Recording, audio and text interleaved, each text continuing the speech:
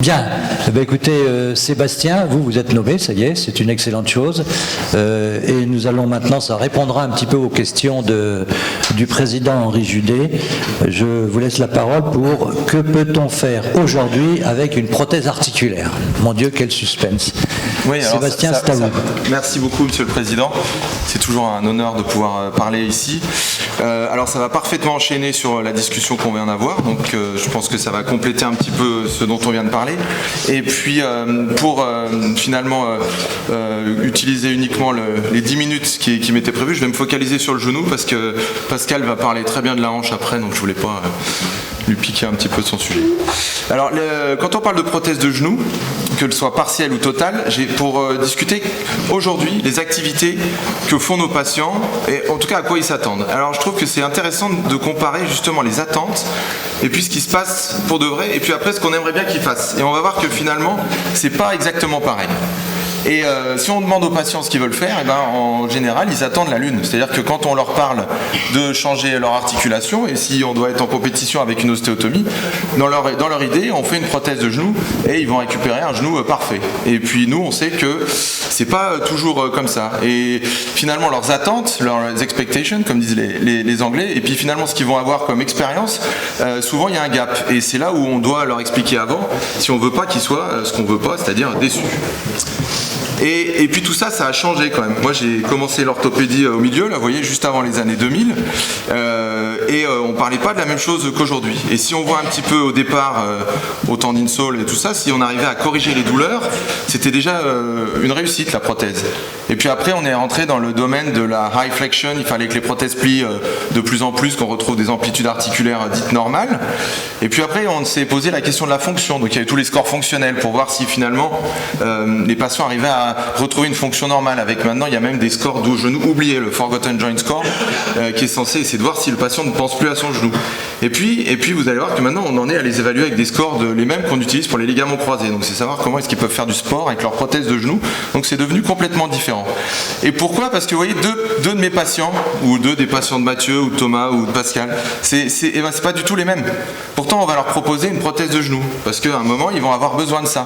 Et cette petite dame qui est très sympa, vous voyez, qu'on a levée l'après-midi, et mon voisin ici, vous voyez, qui fait du vélo le week-end, et ben, ils attendent pas la même chose d'une prothèse de genou. Et si on leur propose la même opération, il y en a un qui sera forcément déçu. Et il va voir mon autre voisine, vous voyez, qui a 80 ans, marcher très vite, et lui, il va me dire, mais moi, mon genou, il va pas aussi bien que ma voisine, qui a pourtant 30 ans de plus que moi. C'est parce qu'on lui aura pas forcément expliqué. Ça veut pas dire qu'on va pas arriver à lui donner ça, mais ça ira peut-être pas aussi vite qu'il l'espère.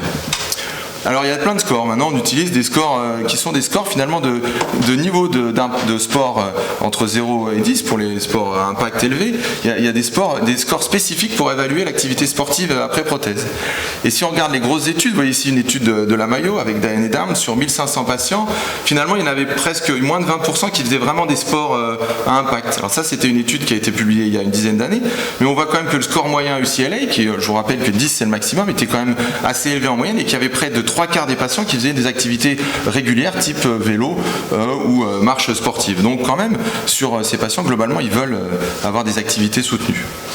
Et notre problème, et ça c'est une très belle étude du HSS qui a comparé 1000 patients actifs, c'est-à-dire qu'il y avait des scores d'activité sportive avant prothèse élevés, et 1000 patients dits sédentaires. Donc vous voyez les deux patients que j'ai montrés, mes petites vidéos, on compare l'un avec l'autre. Et bien le problème, et notre problème, c'est évidemment ce patient actif, le patient ASA1, mais qui veut reprendre le vélo dans le Mont Ventoux ou dans la chaîne des Alpes cet été, alors qu'on va l'opérer au mois de janvier.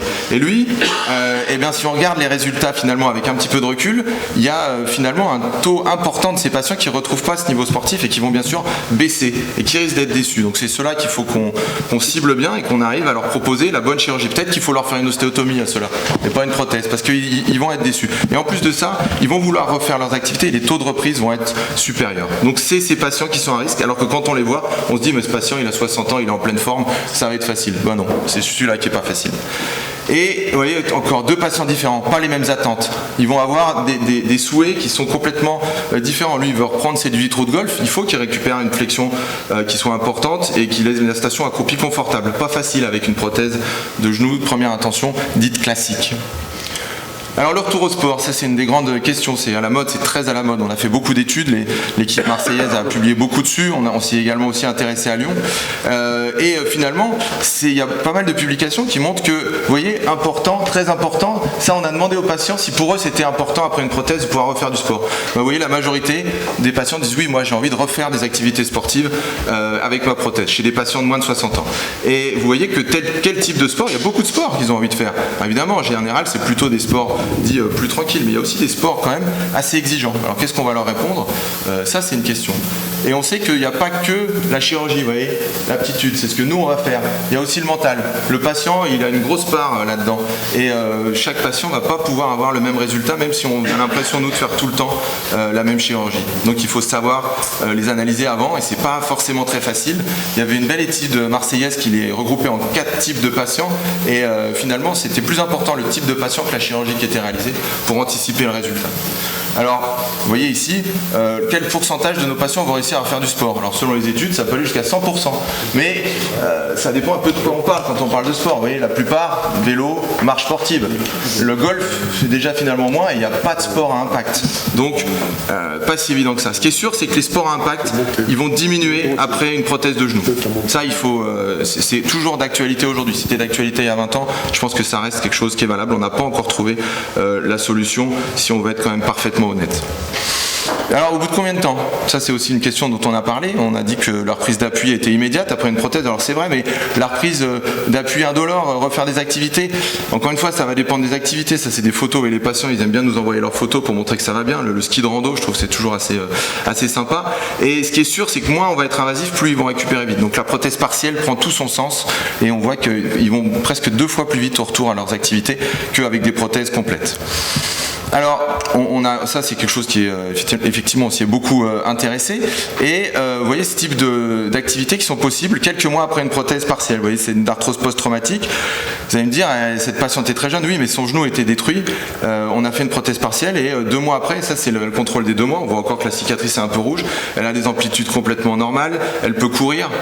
C'est très bien. Elle est très contente. Moi, est-ce que je suis très content qu'elle fasse ça? Pas vraiment, parce que je sais bien que dans le temps, probablement qu'elle va revenir me voir plus tôt que prévu. Est-ce que j'aurais préféré lui faire une ostéotomie? Oui, je serais plus content. Mais est-ce qu'elle pourrait faire ça à 2 mois? Je pense pas. Donc toute la discussion est là, et c'est un peu à nous de les aider, parce qu'on ne peut pas les laisser décider. Les patients, ils ont beaucoup de mal, évidemment, si on leur laisse le choix, là ils sont complètement perdus. Donc il faut avoir sa vision et croire à ce qu'on pense être le meilleur. Alors à côté de ça, il faut savoir évidemment les conséquences. Une prothèse de reprise, on en a parlé. Mathieu dit qu'ils ont des résultats mauvais. C'est pas vrai. Regardez, une prothèse de reprise de genou, pareil, ce patient, il a un petit peu plus de délai, il est à 6 mois. Moi, je peux pas rester accroupi aussi longtemps sans que ça fasse mal au genou. Lui, il montre que ça va très bien, il est très content. Alors évidemment, c'est pas un résultat classique, mais c'est pour dire que ils font des choses qui sont pas forcément celles qu'on aimerait les voir faire. Lui, il m'inquiète beaucoup. Je pense qu'il va pareil, sa prothèse, elle va pas durer éternellement, parce qu'on sait qu'il y a des liens entre les contraintes qu'ils vont mettre dessus et l'usure potentielle de ce qu'on appelle le polyéthylène. C'est la pièce intermédiaire, c'est celle-là qui va s'user. Et les contraintes, ça a été étudié au niveau du tibia. Évidemment, c'est proportionnel au poids du corps, mais selon le sport ou l'activité, c'est 1, 2, 3, 4 fois les contraintes du poids du corps. Donc la course à pied, évidemment, c'est difficile de recommander ça pour une prothèse de genou. Moi, personnellement, je l'interdis. Le golf, néanmoins, vous voyez que c'est aussi des grosses contraintes. Mais on va voir juste après, c'est un petit peu différent, mais on est quand même dans la même intensité que la course à pied. Ça, c'est pas une donnée qui est forcément évidente. Mais ce qui est important, c'est pas seulement l'intensité de la contrainte, c'est le nombre de fois par semaine, la fréquence, et finalement tout ça fait que, vous voyez, si jogging versus golf, le golf sur 18 trous, on va faire, une trentaine de swings, sur 45 minutes de course à pied, le nombre d'impacts, évidemment, est bien supérieur. Donc certes, l'intensité est la même, mais le potentiel d'usure est bien plus important pour le jogging, et encore une fois, recommander le jogging sur la prothèse de genou me paraît discutable. Alors, on en vient aux recommandations sportives. Ça, c'est juste pour vous montrer que ça évolue tout le temps.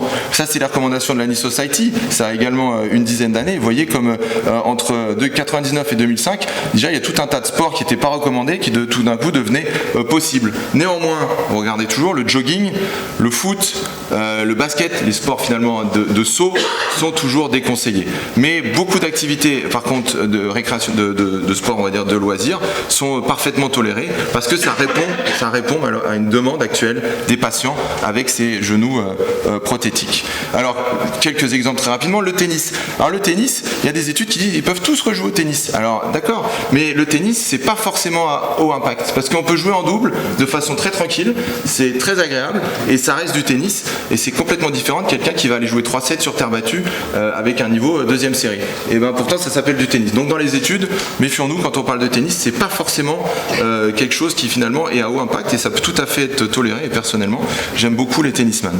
Le ski, alors le ski, si on sait bien skier, c'est tout en douceur. Ça c'est une prothèse de genou bilatérale opérée à l'automne et qui m'envoie une vidéo l'hiver. Parce que évidemment, je lui avais dit non, on skiait pas cette année et il voulait me montrer qu'il arrivait à le faire.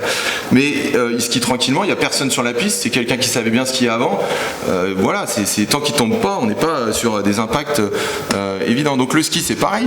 Est-ce que c'est prudent pour nous Lyonnais? C'est impossible d'interdire aux patients d'aller skier parce que sinon ils vont nous prendre pour des fous. Hein. Donc on leur dit attention, si vous savez bien skier et que vous êtes en sécurité, que vous n'allez pas faire des choses déraisonnables, il n'y a pas de problème. Le golf, alors je finis toujours avec le golf parce que ouais, ce swing, patient est droitier, son genou gauche, une énorme torsion. Le genou gauche chez le droitier au golf, c'est le problème entre guillemets. Et le bon golfeur, il faut lui expliquer que si c'est son genou dominant, donc le genou pas sa main dominante, l'autre côté, il y a des contraintes très importantes. Donc il faut faire une prothèse, je pense, qui tient compte de ça, qui a des contraintes assez bien contrôlées. Et encore une fois, lui dire que peut-être il va perdre un peu en distance au drive, des choses comme ça, parce qu'ils vont, moi personnellement, ils m'en parlent et ils me disent quand même, je drive moins loin et tout. Je suis oui, je sais, mais c'était plutôt prévisible. Et ça, c'est assez bien documenté aussi avec tous nos amis américains qui ont fait des études de cinématique très, très poussées là-dessus. Et puis pour finir, une diapo qui je trouve résume tout. De toute façon, les patients vont faire ce qu'ils veulent, puisqu'il y a 12% des patients qui ont une prothèse de genou qui de toute façon vont faire des choses qu'on leur a dit de pas faire. Ils vont pas nous écouter. Donc quelque part ça, faut l'accepter et leur dire moi personnellement je le ferai pas. Mais après, j'ai un patient qui fait de l'Ironman qui a 2 prothèses partielles de genou. Je lui ai dit de pas le faire et de toute façon il fait comme il veut et il me dit qu'il a pas, que pour lui c'est obligé. Donc voilà. Néanmoins, je lui ai dit que je pensais que c'était pas une bonne idée.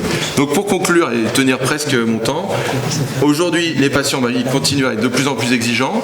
Je pense qu'il y a une place très importante à la chirurgie partielle justement pour ça, parce qu'ils ont des exigences et que la prothèse partielle doit permettre de répondre à ça. On est entre l'ostéotomie et la prothèse totale, que les recommandations évoluent et que, vous voyez, je vous ai dit un petit peu ce que j'en pensais, mais que quand même les sports à impact doivent être évités et à mon avis déconseillés. Je vous remercie. Merci beaucoup Sébastien. Avant de donner la parole à la salle, j'avais une question à te poser.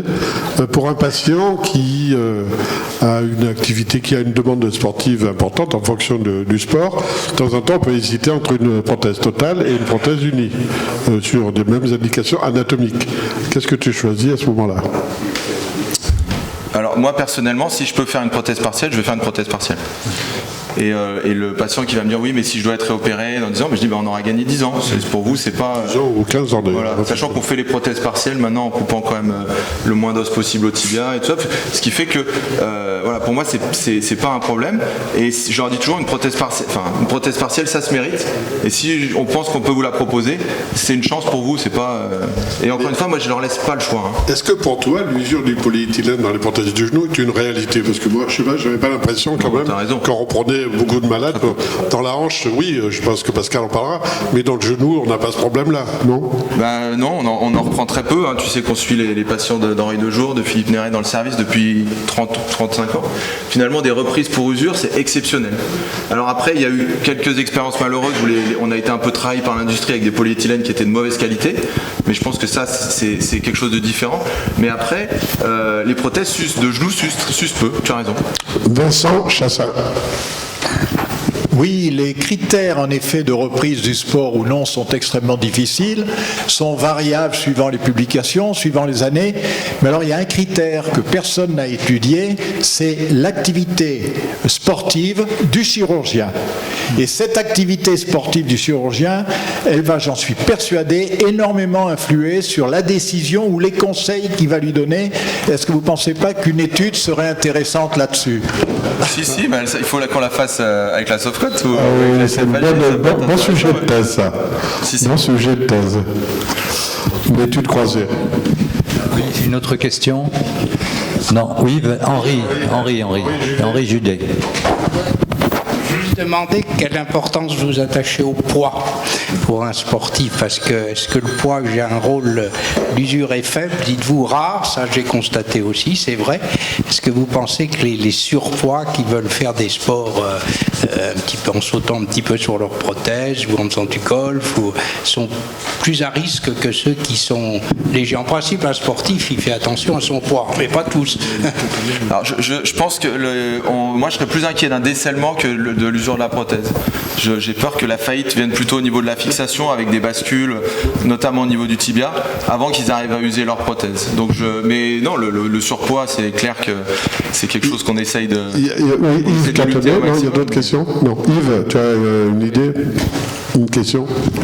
Juste pour compléter sur le poids, dans le service, j'ai instauré une limite à 40 d'indice de masse corporelle.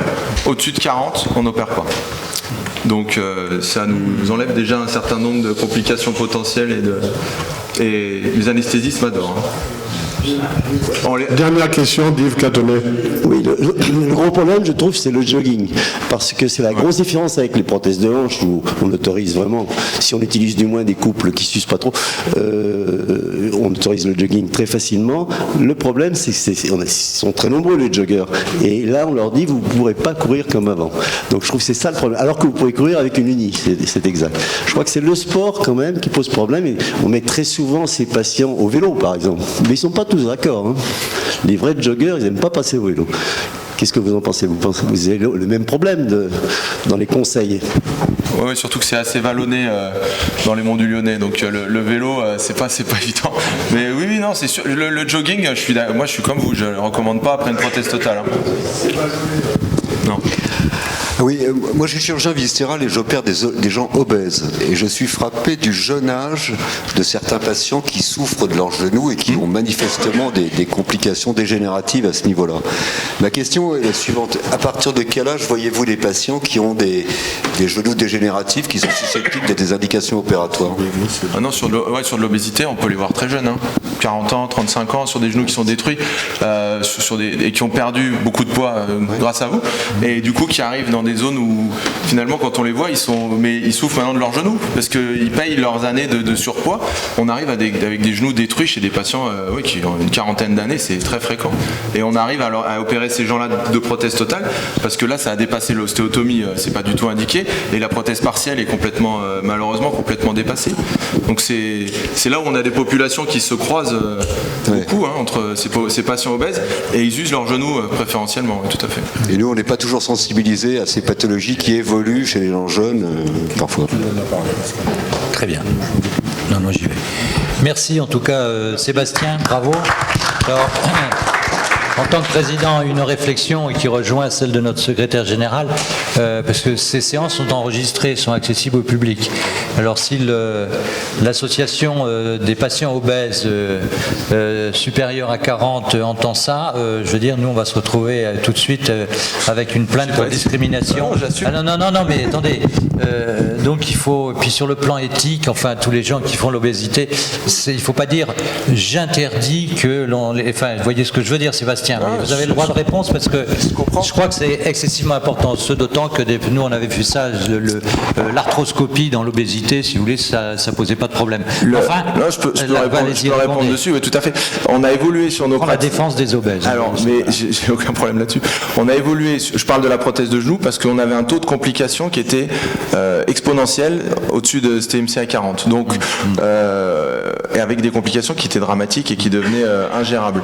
Et donc, le parti qu'on a pris, c'est chez ces gens qui sont au-dessus de 40, on les envoie, on a à Lyon des très bons chirurgiens également de l'obésité, ils sont pris en charge et on les opère une fois qu'ils ont perdu du poids. L'idée étant bien sûr de pas du tout dire à ces gens on peut pas s'occuper d'eux, mais que dans l'ordre des priorités, perdre du poids est plus important. Et c'est une discussion qu'on a avec eux parce qu'ils nous disent oui mais comme j'ai mal au genou, je peux plus bouger, donc je prends du poids. Ce qui est vrai, mais le problème c'est quand on a une complication infectieuse, cicatricielle, dans ce contexte, c'est dramatique. Oui, et on regrette d'avoir fait ça. Donc voilà, je suis dans un service où je suis un petit peu obligé de faire on va dire, de donner des limites, mais je pense qu'au-dessus de 40, il est préférable de gérer l'obésité d'abord et ensuite le problème articulaire. Voilà, je vous remercie de ce complément. Laurent, de cette complément d'information et de réponse. Je vais terminer par une question, mais très rapide. Moi, j'ai 70 ans. Bon, en admettant que j'ai mal au genou. Mon truc, moi, c'est le judo. Je suis ceinture noire de judo. Je continue à m'entraîner. Avec une prothèse de genou, je peux ou je peux pas?